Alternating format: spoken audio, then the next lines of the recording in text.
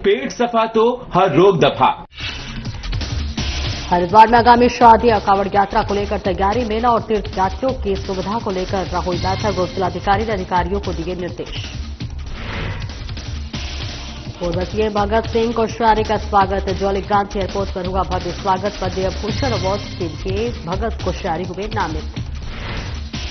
उत्तरकाशी में पुनर्वास और सहायता राशि की मांग को लेकर धरना, आपदा प्रभावितों ने डीएम की मुलाकात, डीएम के आश्वासन पर धरना किया समाप्त। हरिद्वार में यातायात नियम तोड़ना वाहन चालकों को पड़ेगा भारी, एसएसपी के आदेश पर जागरूकता अभियान का आगाज, अभियान के माध्यम से पुलिस कर रही जागरूक। और हरिद्वार के रिहायशी इलाकों में जंगली जानवरों का दस्तक, जंगली जानवरों के आने से लोगों में दहशत, वन विभाग के खिलाफ लोगों ने जताई नाराजगी। नमस्कार, बहुत बहुत स्वागत है आपका और मैं हूं आपके साथ सपना दीपक उद्देश्य। बुलेटिन का आगाज करेंगे। उत्तराखंड में समान नागरिक संहिता यानी कि यूसीसी लागू हुए 1 साल पूरा हो गया है। मुख्य सेवक पुष्कर सिंह धामी ने प्रथम देवभूमि समान नागरिक संहिता दिवस समारोह में शिरकत किए। कार्यक्रम में कैबिनेट मंत्री गणेश जोशी, धन सिंह रावत और यूसीसी नियम और क्रियान्वयन समिति के अध्यक्ष शत्रुघ्न सिंह भी उपस्थित हैं। आइए अब आपको सीधे लिए चलते हैं हिमालयन कल्चरल सेंटर निबोवाला गढ़ी कैंट देहरादून, जहां मुख्य सेवक पुष्कर सिंह धामी कार्यक्रम में उपस्थित गणमान्य उपस्थिति को संबोधित कर रहे हैं।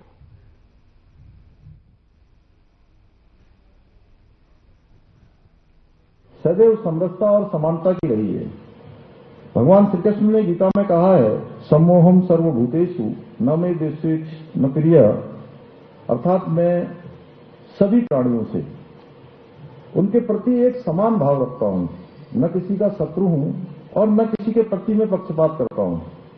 और हमारी सनातन संस्कृति की भी यही महानता है, जिसमें सदैव से दुनिया को समानता का, न्याय का और मानवता का मार्ग दिखाया है। और ये हमारी सनातन परंपरा ही है, जिसमें वसुधैव कुटुंबकम का शाश्वत संदेश है, जहां समाज में कोई भेदभाव नहीं होता, बल्कि प्रत्येक व्यक्ति के लिए समान अधिकारों और कर्तव्यों के साथ उसके साथ व्यवहार होता है। यही कारण है कि हमारे संविधान निर्माताओं ने भी भारतीय संस्कृति के मूल्यों और आदर्शों को ध्यान में रखते हुए संविधान की प्रस्तावना में ये प्रस्तावित किया कि न्याय, स्वतंत्रता, समानता और बंधुत्व हमारे भारतीय गणराज्य के मूल स्तंभ होंगे। और बाबा साहब डॉक्टर भीमराव अम्बेडकर समेत सभी संविधान निर्माताओं ने जब भारत का संविधान बना रहे थे, उस समय इसके अनुच्छेद 44 में इसका प्रावधान किया था और उनका मत था कि सभी नागरिकों के लिए देश में, चाहे वो किसी पंथ का हो, किसी वर्ग का हो, किसी समुदाय का हो, सबके लिए एक समान कानून होना चाहिए। और इस बात का समर्थन जनता करने को तैयार थी, परंतु हमारे तुष्टीकरण का संकीर्ण चश्मा जो यहां पहनकर राजनीति करने वाले दल थे, जिन्होंने देश के अंदर लंबे समय तक शासन किया, और मैं कह सकता हूं कि 5-6 दशकों तक अनवरत रूप से जिनका शासन रहा और ये काम नहीं हुआ। यही कारण है कि जब आदरणीय प्रधानमंत्री जी के नेतृत्व में और मार्गदर्शन में हमने विधानसभा के चुनाव में अपने दृष्टि पत्र में समान नागरिक संहिता को राज्य में लागू करने का संकल्प लिया था, उत्तराखंड की जनता को वचन दिया था, तो उस समय मुझे याद है बहुत सारी बातें थी, क्योंकि मैं भी उस समय बहुत ज्यादा मेरे को कालखंड नहीं हुआ था। मुझे याद है 14 फरवरी को हमारा विधानसभा का निर्वाचन होना था, उस दिन वोटिंग होनी थी, और उससे 2 दिन पहले मैंने ये घोषणा करी कि हमारी पार्टी आदरणीय प्रधानमंत्री जी के नेतृत्व में उत्तराखंड की जनता के समक्ष ये अपना निवेदन रखती है कि हमारी सरकार बनेगी तो हम सबसे पहले समान नागरिक संहिता को लागू करने के लिए काम करेंगे। तो भाइयों बहनों, यहां पर ये बात तो हमने कर दी, लेकिन बहुत सारे लोगों ने, बहुत सारे हमारे प्रतिपक्ष के लोगों ने, मैं विपक्ष नहीं कहता हूं, मैं उनको प्रतिपक्ष कहता हूं, ठीक है ना,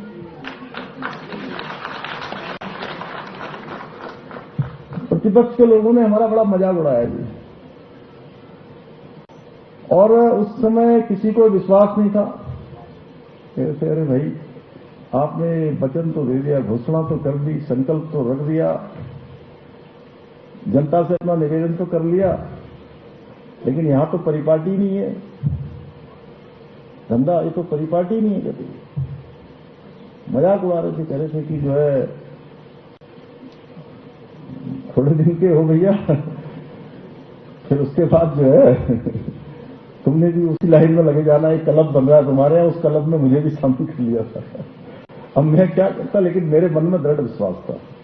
सच में मैं आज आपको बताऊं, मैं जब भी आज मैं उस दिन का स्मरण करता हूं, फिर पिछले दिन का स्मरण करता हूं, फिर उस दिन का स्मरण करता हूं जिस दिन हमने कमेटी बनाई, जिस दिन विधानसभा में विधेयक के रूप में रखा, उस दिन का स्मरण करता हूं। जब इसकी हमारी पहली कैबिनेट की बैठक हुई, गणेश जोशी जी और डॉक्टर धन सिंह जी यहां पर बैठे हैं, तो हमने पहला निर्णय लिया, एक ही निर्णय हुआ उसमें। तो जितनी बार मैं ये सब स्मरण करता हूं, सच में मेरा मन बड़ा भावुक हो जाता है कि हम लोग देवभूमि के लोग, सच में हम बड़े भाग्यशाली हैं कि हमको जो है ईश्वर ने और उत्तराखंड की जनता ने मौका दिया, क्योंकि यहां तो परिपाटी थी कि भाई कोई सरकार दोबारा आती नहीं है, चुनाव होता है और चुनाव के बाद सरकार बदल जाती है। खैर, लेकिन देवभूमि की जनता ने हमें इस देव कार्य के लिए अपना आशीर्वाद दिया, अपना समर्थन दिया, और हमने वो सभी काम किए जो इसके लिए जरूरी थे। हम बिल का मसौदा तैयार किया, जनता से व्यापक विचार विमर्श किया, बड़ी लंबी उसकी एक प्रक्रिया थी, और 7 फरवरी 2024 को विधानसभा में ये विधेयक हमने पारित करके माननीय राष्ट्रपति महोदय को भेज दिया। उन्होंने भी ज्यादा विलंब नहीं किया, जो भी कार्रवाई होती है 11 मार्च 2024 को इस ऐतिहासिक विधेयक पर अपनी स्वीकृति प्रदान कर दी। सभी आवश्यकताओं को, नियमावली को, प्रक्रियाओं को पूरा करते हुए और आगे बढ़ेंगे, जहां आगामी शारदीय कांवड़ यात्रा को देखते हुए हरिद्वार जिला प्रशासन ने अपनी तैयारियां तेज कर दी हैं, तो वहीं मेले के सफल आयोजन और तीर्थयात्रियों की सुविधा सुनिश्चित करने के लिए आज हरिद्वार के उपजिलाधिकारी पीआर चौहान ने विभिन्न विभागीय अधिकारियों के साथ एक महत्वपूर्ण समीक्षा बैठक की। बैठक के दौरान एसडीएम पीआर चौहान ने अधिकारियों को स्पष्ट निर्देश दिए कि मेले से जुड़ी सभी बुनियादी व्यवस्था समय रहते पूरी कर ली जाए। वहीं एसडीएम ने बैठक में मौजूद नगर निगम, लोक निर्माण विभाग, जल संस्थान और ऊर्जा विभाग के अधिकारियों को निर्देशित किया कि वे अपने अपने क्षेत्रों का स्थलीय निरीक्षण करें। उन्होंने चेतावनी दी कि तैयारियों में किसी भी प्रकार की ढिलाई बर्दाश्त नहीं की जाएगी, क्योंकि शारदीय कांवड़ में भी भारी संख्या में शिव भक्तों के उमड़ने की संभावना है।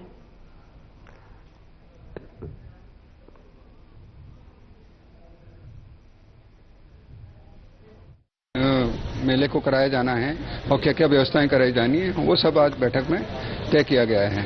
और चूंकि हमारा मेन कांवड़ रहता है नजीबाबाद रोड पर, सबसे ज्यादा रहता है, तो उस उपलक्ष्य में हम लोगों के द्वारा एक 28 तारीख को सभी विभागों के साथ, पुलिस के साथ, सिंचाई विभाग, पीडब्ल्यूडी, एनएचएआई के साथ एक इंस्ट्रक्शन भी रखा गया है।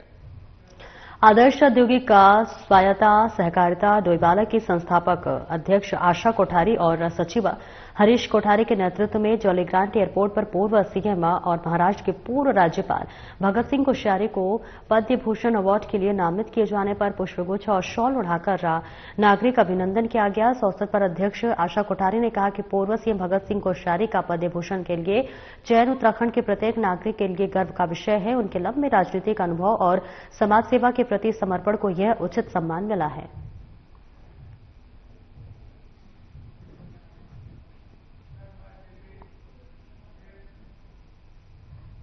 और जनपद की भटवाड़ी तहसील के अंतर्गत धराली हाशिल में अतिवृष्टि के कारण आई बाढ़ के बाद आपदा प्रभावित क्षेत्र के पुनर्वास और सहायता राशि की मांग को लेकर जनपद मुख्यालय की काली कमरी धर्मशाला में प्रदर्शन कर रहे आपदा प्रभावितों ने डीएम प्रशांत आर्य के हस्तक्षेप के बाद धरना समाप्त कर दिया है। डीएम प्रशांत आर्य स्वयं प्रदर्शनकारियों के बीच पहुंचे और उनकी समस्याओं को विस्तार से सुना। उन्होंने प्रदर्शनकारियों को आश्वस्त किया कि आपदा राहत कार्यों में तेजी लाई जाएगी और पीड़ितों को शासन के नियमानुसार जल्द से जल्द सहायता प्रदान की जाएगी। डीएम की संवेदनशीलता और पारदर्शी कार्यवाही के आश्वासन पर प्रदर्शनकारियों ने अपना धरना स्थगित करने का निर्णय लिया। इस अवसर पर डीएम प्रशांत आर्य ने संबंधित अधिकारियों को कड़े निर्देश देते हुए कहा कि आपदा प्रभावितों की समस्याओं का समाधान उनकी प्राथमिकता है। उन्होंने प्रदर्शनकारियों से संवाद करते हुए कहा कि प्रशासन उनके साथ खड़ा है और नियत समय के भीतर सभी जायज मांगों को पूरा कर लिया जाएगा। डीएम के इस व्यक्तिगत आश्वासन के बाद प्रभावित ग्रामीणों ने प्रशासन पर भरोसा जताते हुए धरना समाप्त किया और जनजीवन सामान्य की ओर लौटने लगा।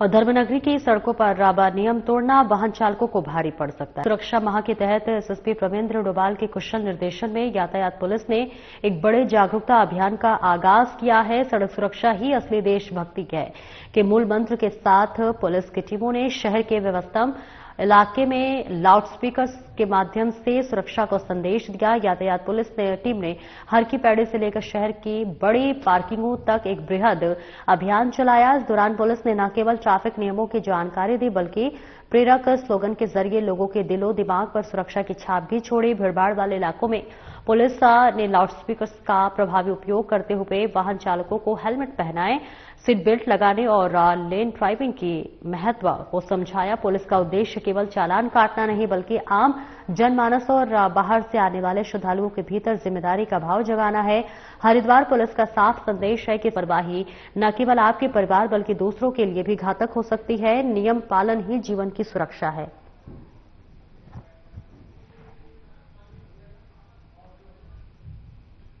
का पालन करें और सुरक्षित घर लौटें। सड़क पर तेजी नहीं, जिम्मेदारी जरूरी है। यातायात पुलिस हरिद्वार द्वारा जनहित में जारी। स्पीड नहीं, सेंसे स्टाइल है। Over speeding out of fashion है। स्टाइल रफ्तार से नहीं, समझदारी से बनती है। जब भी वाहन चलाएं, अपनी सुरक्षा को सर्वोच्च प्राथमिकता दें। रफ्तार नहीं, जिंदगी चुनें। यातायात पुलिस हरिद्वार आपकी सेवा में सदैव तत्पर। अरे अरे अरे अरे, वाहन चलाते हुए मोबाइल भी चला रहे हो। और वक्त हो चला एक छोटे से ब्रेक का, जल्द लौटते हैं।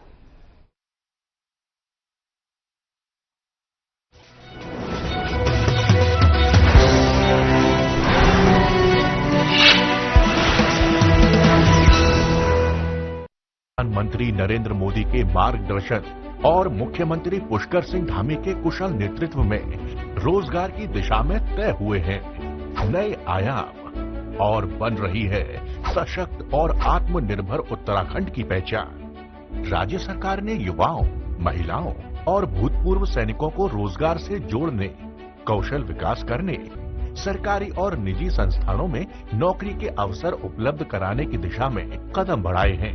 सरकार की नई रोजगार नीति मुख्य रूप से युवाओं को रोजगार में सहायता प्रदान करने और स्वरोजगार को बढ़ावा देने पर केंद्रित की गई है, जिसके लिए स्टार्टअप्स को फंडिंग, मेंटरशिप और बाजार उपलब्ध कराने पर जोर दिया जा रहा है।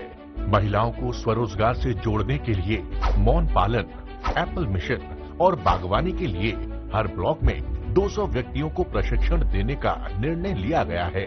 साथ ही राज्य के स्थानीय उत्पादों, फल, सब्जी और दूध की खरीद के लिए अन्य एजेंसियों के साथ सहमति बन रही है। भूतपूर्व सैनिकों को रोजगार और स्वरोजगार उपलब्ध कराने के लिए उनकी योग्यता पर आधारित सेवाओं से जोड़ने की दिशा में कार्य किया जा रहा है।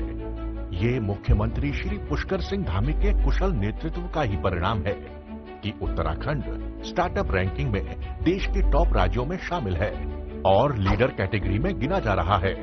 उद्योग और आंतरिक व्यापार संवर्धन विभाग यानी DPIIT के अनुसार ईज ऑफ डूइंग बिजनेस में उत्तराखंड का प्रदर्शन हिमालय राज्यों में सबसे बेहतर रहा है। हेल्थ केयर, IT सर्विस, कृषि, खाद्य प्रसंस्करण और शिक्षा में प्रदेश के युवाओं ने सबसे ज्यादा स्टार्टअप शुरू किए हैं और अर्थव्यवस्था में अपना योगदान दिया है। उत्तराखंड में बन रही हैं संभावनाएं अपार।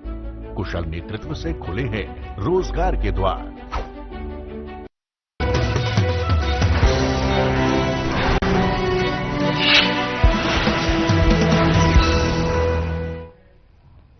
और ब्रेक के बाद एक बार फिर से स्वागत है आपका। खबरों में आगे बढ़ेंगे। आपको बता दें, BKTC के अध्यक्ष हेमंत द्विवेदी ने एक महत्वपूर्ण जानकारी साझा की है। आपको बताते चले, उन्होंने कहा कि बद्री केदार सहित बीकेटीसी के अधीन आने वाले सभी मंदिरों में गैर हिंदुओं का प्रवेश वर्जित रहेगा। बीकेटीसी बोर्ड बैठक में प्रस्ताव आएगा। बद्री केदार पर्यटन स्थल नहीं, सर्वोच्च आध्यात्मिकता केंद्र। आदिकाल की व्यवस्था होगी बहाल। केदार बद्री में केवल सनातनी होंगे अनुमन्य। धार्मिक अस्मिता की रक्षा के लिए उठाएंगे कड़े कदम। केदार सभा और डिमरी पंचायत ने किया फैसले का स्वागत।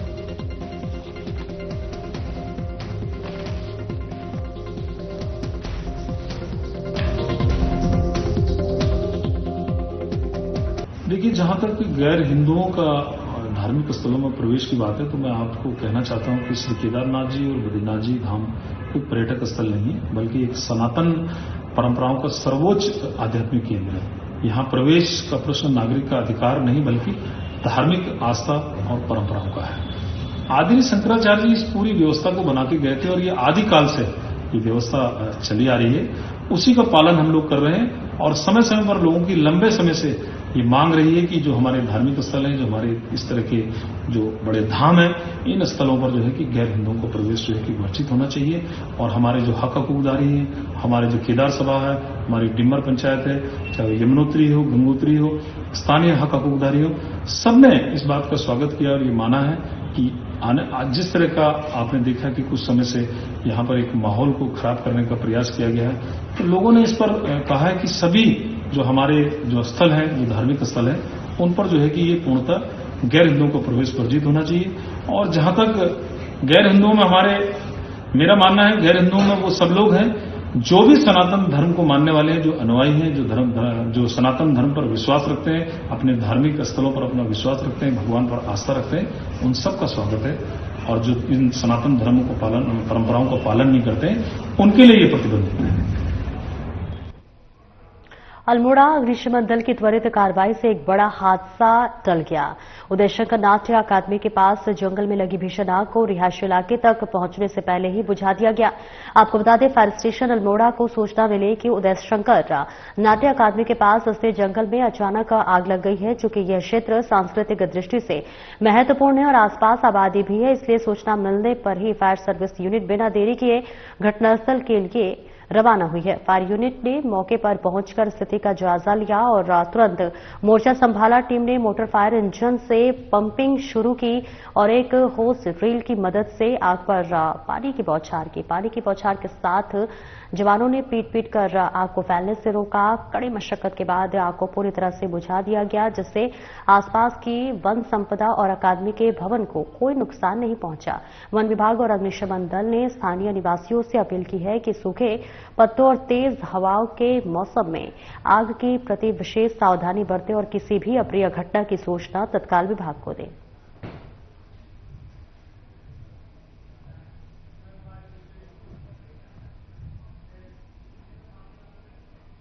और जनपद पौड़ी में नशे के सौदागरों के खिलाफ पुलिस का शिकंजा कसता जा रहा है। आपको बता दें, वरिष्ठ पुलिस अधीक्षक सर्वेश पवार के निर्देशन में चलाए जा रहे नशामुक्त अभियान के तहत श्रीनगर पुलिस ने एक बड़ी सफलता हासिल करते हुए स्मैक की तस्करी कर रहे एक युवक को गिरफ्तार किया है। आपको बता दें कि क्षेत्राधिकारी अनुज कुमार के पर्यवेक्षण में पुलिस टीम लगातार सघन चेकिंग अभियान चला रही है। जब पुलिस टीम स्वीत गांव के सामने गहर रोड पे चेकिंग कर रही थी, तभी एक युवक संदिग्ध अवस्था में दिखाई दिया। पुलिस ने जब युवक को रोककर उसकी तलाशी ली तो उसके कब्जे से 7.65 ग्राम अवैध स्मैक बरामद हुई। गिरफ्तार किए गए युवक की पहचान दीपक बिष्ट के रूप में हुई है। पुलिस ने आरोपी को मौके पर ही गिरफ्तार कर उसके विरुद्ध एनडीपीएस एक्ट के तहत मुकदमा दर्ज किया। एसएसपी सर्वेश पवार ने स्पष्ट किया कि जनपद में मादक पदार्थों की तस्करी और नशे के कारोबार में संलिप्त किसी भी व्यक्ति को बख्शा नहीं जाएगा। पुलिस टीम द्वारा नशा तस्करों के नेटवर्क को तोड़ने के लिए लगातार छापेमारी और चेकिंग अभियान जारी रहेगा।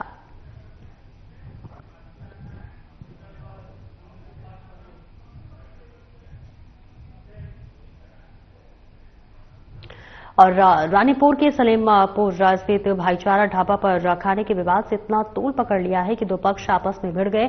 सूचना मिलते ही मौके पर पहुंची रानीपुर पुलिस ने स्थिति को संभालने की कोशिश की, लेकिन हंगामा बढ़ता देख शांति भंग की आशंका में दोनों पक्षों के 6 लोगों को गिरफ्तार कर लिया। और बताते चले कि गैस प्लांट चौकी प्रभारी उप निरीक्षक विकास रावत को सूचना मिली कि भाईचारा ढाबे पर जमकर लड़ाई झगड़ा हो रहा है। मौके पर पहुंची पुलिस बल ने देखा कि प्रथम पक्ष के नितिन सिंह और प्रवीण चौहान नशे में ढाबे के कर्मचारियों और दूसरे पक्ष के साथ खाने को लेकर गाली गलौज और मारपीट पर उतारू थे। पुलिस टीम ने दोनों पक्षों को काफी समझाने का प्रयास किया।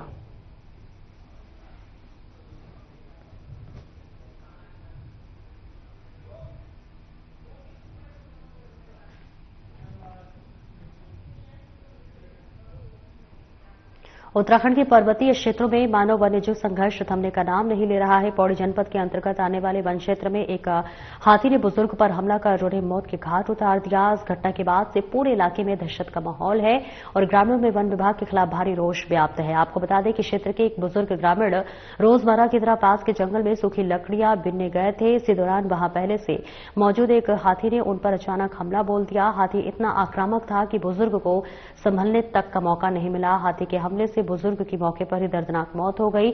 जब बुजुर्ग काफी देर तक घर नहीं लौटे तो ग्रामीणों ने उनकी तलाश शुरू कर दी। जंगल के भीतर उनका शव विषप्त शव मिलने से हड़कंप मच गया। घटना की सूचना मिलते ही पुलिस और वन विभाग की टीम मौके पर पहुंची और शव को कब्जे में लेकर पोस्टमार्टम के लिए भेजा। वन विभाग ने स्थानीय लोगों से अपील की है कि वे अकेले जंगल की ओर न जाए। खासकर सुबह और शाम के समय वन्यजीवों की सक्रियता अधिक रहती है। विभाग द्वारा हाथी की लोकेशन ट्रैक करने की कोशिश की जा रही है ताकि अन्य ग्रामीणों को सुरक्षित रखा जा सके।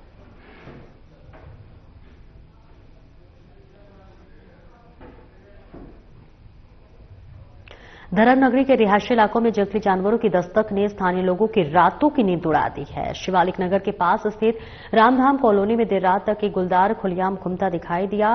गुलदार की यह आवाजाही सीसीटीवी कैमरे में कैद हो गई है, जिसके बाद से पूरी कॉलोनी में दहशत का माहौल है।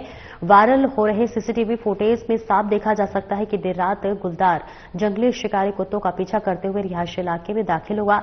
रात के सन्नाटे में गुलदार बेखौफ होकर सड़कों पर टहलता रहा। जब सुबह स्थानीय निवासियों ने सीसीटीवी फुटेज चेक की तो उनके होश उड़ गए और यह कोई पहली घटना नहीं है।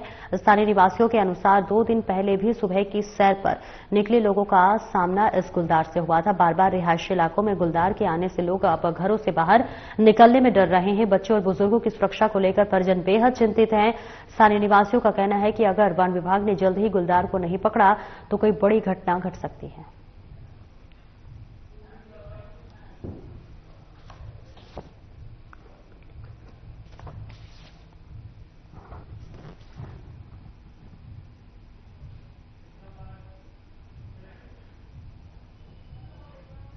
और आगे बढ़ेंगे जहां मौसम ने एक बार फिर से करवट ली है। मौसम विभाग ने अलर्ट जारी किया है। जी हां, मौसम का मिजाज बदलता हुआ नजर आ रहा है, जिसके तहत बता दें उत्तरकाशी, चमोली, रुद्रप्रयाग, बागेश्वर और पिथौरागढ़ जिले के कुछ हिस्सों में बारिश और बर्फबारी के आसार हैं। अन्य जिलों में भी हल्की बारिश होने की संभावना।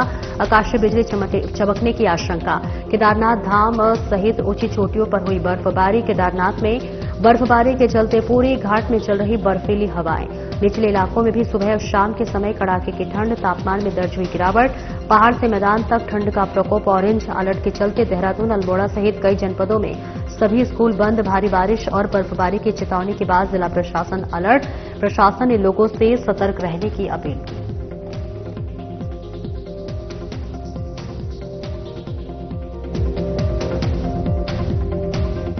के लिए 27 तारीख के लिए जो हमारा जो है मॉर्निंग से शुरू होता है, अगले 28 तारीख की मॉर्निंग तक के लिए हमने लगभग उत्तराखंड के अधिकतर जिलों में ऑरेंज अलर्ट जारी किया था। बर्फबारी और जो है हैवी जो है रेनफॉल के मद्देनजर